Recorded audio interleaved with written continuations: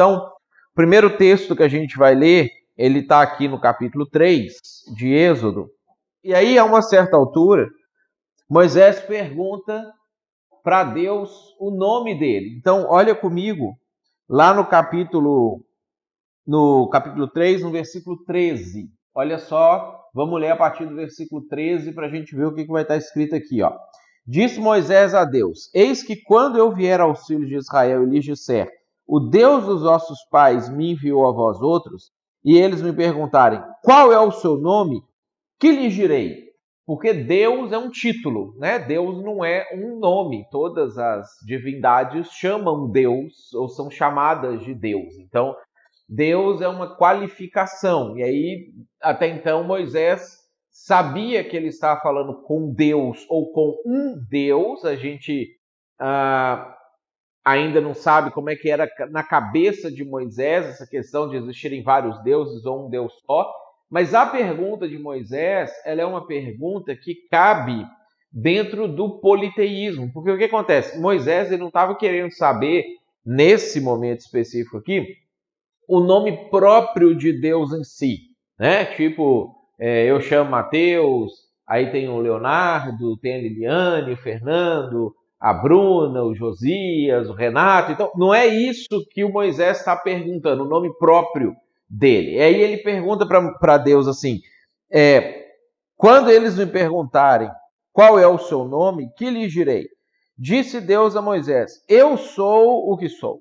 Disse mais, assim dirás aos filhos de Israel, eu sou, me enviou a vós outros. Olha só, a resposta de Deus, ela não é prazer, meu nome é, e Deus falou o nome próprio dele para Moisés.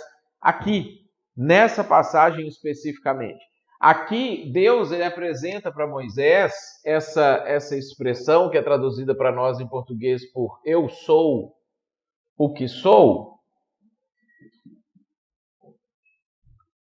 que é a forma que Deus tem de começar a didaticamente ensinar para Moisés e para o povo de Israel que agora eles iriam depender de um Deus apenas, diferente de como era a vida para os egípcios ou a vida para todos os outros povos no redor. Porque como é que funcionava na época em todos os povos? Cada necessidade que eles tinham um Deus que correspondia àquela necessidade. Então, se eles precisavam de guerra, eles iam lá e faziam um sacrifício e pediam para um tipo de Deus ajudarem eles. Se eles precisassem de ter uma boa colheita, eles oravam para outro Deus para abençoar eles. Se eles quisessem ter sabedoria, aí era outro Deus, o Deus da sabedoria, que ia ajudar eles. E aí, os egípcios tinham lá Anubis, Ra, Osíris, Íris, né? Tinham os deuses deles. Os cananeus vão ter lá o Baal, Moloque, Astarote, etc. Os romanos, os gregos. Aí, quando Deus aparece para Moisés, e ele fala isso aqui para Moisés, em hebraico, a expressão que Deus usa aqui é Yerie, Asher, Yerie. É uma expressão que ela não tem tempo verbal. Por exemplo, quando a gente traduz isso aqui em português, eu sou o que sou, o sou, ele está no tempo verbal presente, né? Se eu falar assim, eu sou o Mateus, eu sou Mateus agora, né? Se eu falar para vocês, eu sou professor de Pentateuco, eu sou professor de Pentateuco agora. Em hebraico, o que Deus falou para Moisés aqui é ao mesmo tempo, tá? Era,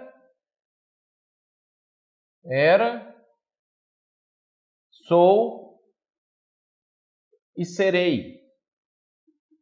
A expressão não tem tradução literal no português, mas a expressão que Deus utiliza é uma expressão que denota todos os tempos verbais, o passado, o presente e o futuro na mesma expressão. O que Deus está tentando explicar para Moisés, que era para Moisés explicar para o povo de Israel, que era a dúvida de Moisés. Moisés ia chegar lá para o povo falar assim, Moisés ia falar assim, Deus apareceu para mim e vai libertar vocês do Egito. Aí eles vão perguntar assim, tá, mas que Deus é esse? Qual é o nome dele?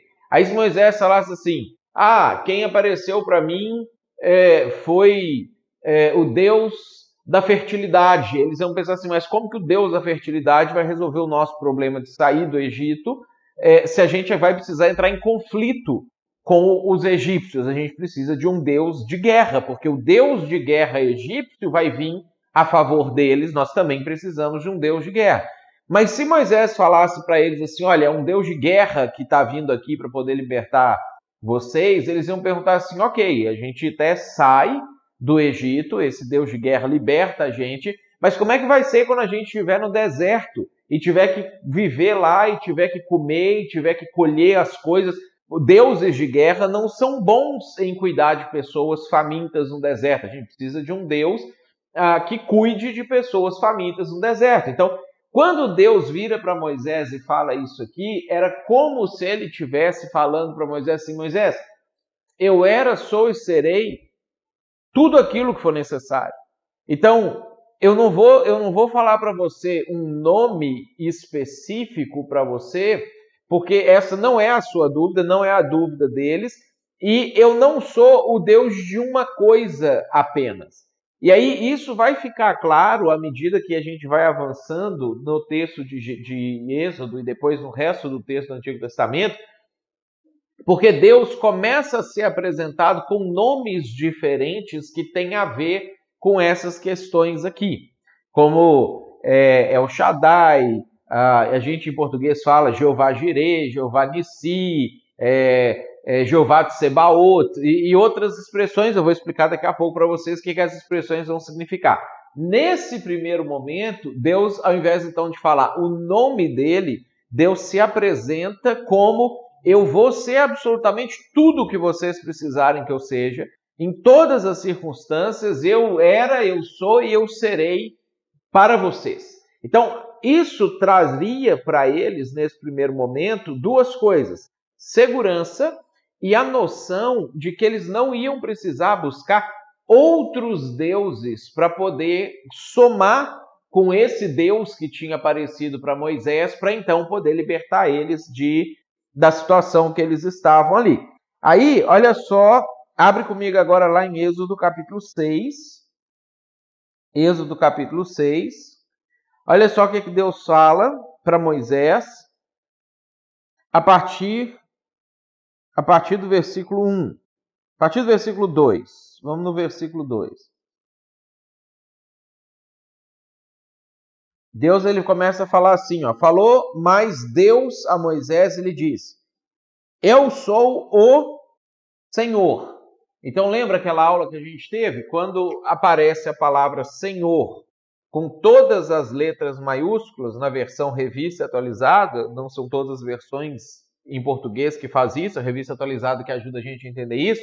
Isso aqui é igual o nome próprio de Deus Pai, né? Que seria o tetragrama hebraico, o YHWH, que alguns colocam Yehová e vira Jeová, alguns colocam Yahvé e vira Javé, mas que os judeus sumiram com as vogais, ficaram só as consoantes, a gente não tem como pronunciar, e aí a nossa versão da Bíblia vai traduzir desse jeito aqui quando aparecer esse nome aqui. Então Deus vira para Moisés e fala assim, Moisés, eu sou, vamos chamar de Jeová só para a gente entender a ideia, tá? Não chama assim, ou a gente não tem como ter certeza se chama assim, mas só para a gente ter a ideia. Aqui Deus fala para Moisés, prazer, meu nome é Jeová.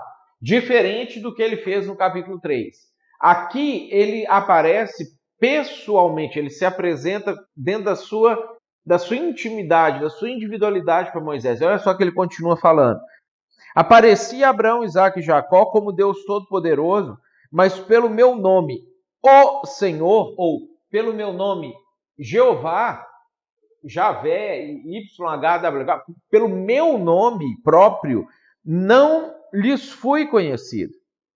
E aí Deus ele ainda vai repetir isso aqui no versículo 6, ó, portanto diz aos filhos de Israel, eu sou o Senhor e vos tirarei de debaixo das cargas do Egito. Depois ele repete no versículo 7, e sabereis que eu sou o Senhor. E aí, a partir de então, o versículo 8 vai falar de novo, vou-la darei com possessão, eu sou o Senhor. E aí, olha só que interessante. A partir do versículo 10, Deus passa a ser identificado também desse jeito por Moisés. Ó. Falou mais Jeová a Moisés dizendo, ou o Senhor a Moisés dizendo, em contraste com o versículo 2, quando começa essa sessão específica, Moisés já vinha chamando ele de Senhor e de Jeová, porque quando Moisés escreve o Êxodo, ele já sabia que Deus chamava assim, ele já tinha tido todo o contato, toda a revelação. Mas olha o que ele faz. No versículo 2, ele muda o jeito que ele expressa para poder mostrar que ele teve o conhecimento desse nome nesse momento. Ele fala assim, falou mais Deus a Moisés e lhe disse, eu sou o Senhor.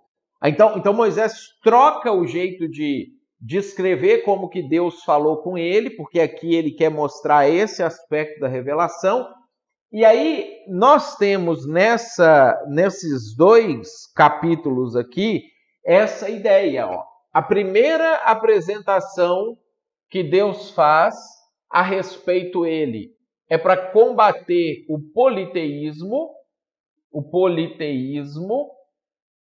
e a segunda apresentação que Deus faz para Moisés combate o deísmo ou o panteísmo. Combate o politeísmo aqui, que é uma forma de se enxergar Deus. Combate o deísmo e o panteísmo aqui, que são outras formas de se enxergar Deus. A gente vai estudar isso aqui mais aprofundado em teologia sistemática. Mas, a grosso modo, só para a gente entender, é aquelas ideias de que Deus é o universo, Deus é uma energia, Deus é a natureza, Deus está em todo lugar, Deus está na parede, está em mim, está em você, está na planta, não sei o quê. E o que Deus reforça com essa ideia aqui? É o que nós chamamos de teísmo. Tá? Ou seja, existe um Deus e é um Deus pessoal, que tem personalidade, dotado de todas as características e os atributos que compõem uma personalidade. Tá? Então, o que Deus está fazendo aí nesses momentos aqui para Moisés é se apresentar. A partir daqui, nós vamos encontrar algumas passagens na Bíblia que vão somar esse nome de Deus aqui. Então, deixa eu apagar esse pedaço aqui. Vão adicionar outra coisa. Deixa eu jogar o nome mais para cá para a gente poder ter espaço para trabalhar. Em hebraico, vai aparecer tipo um hífen aqui, e depois eles vão escrever alguma coisa para cá. Por exemplo, eles podem escrever isso aqui. Que em hebraico, isso aqui significa exércitos. Na Bíblia, às vezes é traduzido por Jeová de Sebaot, ou Adonai de Sebaot, ou Senhor dos Exércitos. Então, quando aparece o Senhor dos Exércitos na Bíblia, você tem o nome próprio de Deus, é Jeová, adicionado com essa expressão aqui. Pode aparecer a palavra Shalom aqui, pode aparecer a palavra Nissi aqui, pode aparecer a palavra Rafá aqui. Cada adição que é feita ao nome próprio de Deus e vai aparecendo na Bíblia, vai revelando para o povo de Israel o que é que Deus queria dizer quando ele falou, eu sou o que eu sou. Ou seja, se vocês precisarem da guerra, eu vou ser o Jeová Sebaot, eu vou ser o Senhor dos Exércitos. Se vocês precisarem de conquistar, eu vou ser o Jeová Nissi, eu vou ser o Senhor que coloca a bandeira. Se vocês estiverem no deserto e tiverem necessidade, estiverem passando algum tipo de situação difícil, eu vou ser o El Shaddai. Olha só que interessante essa compilação. El é Deus, tá? Shaddai, o Shad, essa expressão aqui, literalmente significa seios cheios de leite. Seios fartos para amamentar. O que Deus quer dizer quando ele fala que ele é o El Shaddai. Se vocês estiverem passando necessidade, eu vou amamentar vocês, eu vou nutrir vocês, eu vou alimentar vocês. Então, o resto da Bíblia, e tem outros nomes, eles começam a aparecer para mostrar que o povo de Israel não precisava de ter outros deuses para poder ter outras necessidades supridas. Eles iam ter no mesmo Deus todas as necessidades supridas. Então isso às vezes parece meio óbvio para nós, mas se você pensar na condição que eles viviam naquela época de idolatria generalizada, todos os povos eram extremamente idólatras, essa percepção aqui era novidade. Isso aqui não existia em nenhum povo do planeta Terra, não existia em nenhum lugar esse conceito que Deus está apresentando para Moisés aqui, para que então Moisés apresente para o povo. Nós ainda vamos ter na nossa cultura brasileira, dentro da Igreja Católica, resquícios daquela idolatria, que é aquela ideia de que se eu preciso de arrumar um casamento, então eu tenho um Santo Antônio para poder resolver aquele problema. Se eu estou com problemas graves na minha vida que não se resolvem, eu preciso de uma Nossa Senhora desatadora de nós para resolver aquele problema grave na minha vida. Se eu preciso de curar os meus olhos e de um milagre para os meus olhos, eu tenho uma Santa Luzia para poder curar os meus olhos. Ou seja, o catolicismo, como o cristianismo, ele passa pelas outras culturas para virar catolicismo, ele toma essa ideia de precisar de vários deuses para as várias coisas emprestadas e continua e perpetua isso dentro do cristianismo. No judaísmo puro, ortodoxo e no protestantismo é que nós vamos ter clareza a respeito dessa ideia de que não é necessário vários deuses ou vários santos, porque Deus se faz tudo aquilo que a gente tem necessidade para que a gente não precise de intermediários. Então, essa situação, essa circunstância aqui, traz para a gente essa manifestação de um Deus que ele é único e, ao mesmo tempo, pessoal, e vai se relacionar com o povo dessa maneira. Deu para entender isso aqui, gente? Ficou claro essa ideia das apresentações de Deus para Moisés? Então isso vai ter uma série de implicações no resto da Bíblia, inclusive quando Jesus tem um momento que ele está discutindo com os fariseus, lá João relata isso para nós, ele chega num momento que os fariseus questionam ele, e aí ele vira para os fariseus e fala assim, vocês estão aí discutindo negócio de Abraão, não sei o que, eu desejo existir antes do Abraão. Aí eles falam assim, mas como você está falando uma bobagem dessa? Você não tem nem 50 anos, está falando que você existia antes do Abraão? Aí Jesus fala assim, antes que Abraão existisse, eu sou. O que Jesus faz em hebraico? O grego vai perder esse sentido, então do jeito que João escreve, a gente traduz literalmente, vai perder isso aqui. Em hebraico, Jesus ele usou aquela expressão. Eu era, eu sou e eu serei. Então, quando ele usa aquilo, choca os fariseus, porque essa é uma expressão que vai ser exclusivamente atribuída a Deus. O que Jesus estava fazendo com isso? Ele estava dizendo para os fariseus, eu sou Deus. E aí eles querem apedrejar Jesus e começa aquela confusão toda, porque Jesus estava trazendo para si a prerrogativa da forma que Deus tinha se revelado para Moisés quando ele vai libertar o povo. Tranquilo isso aqui? Alguma pergunta?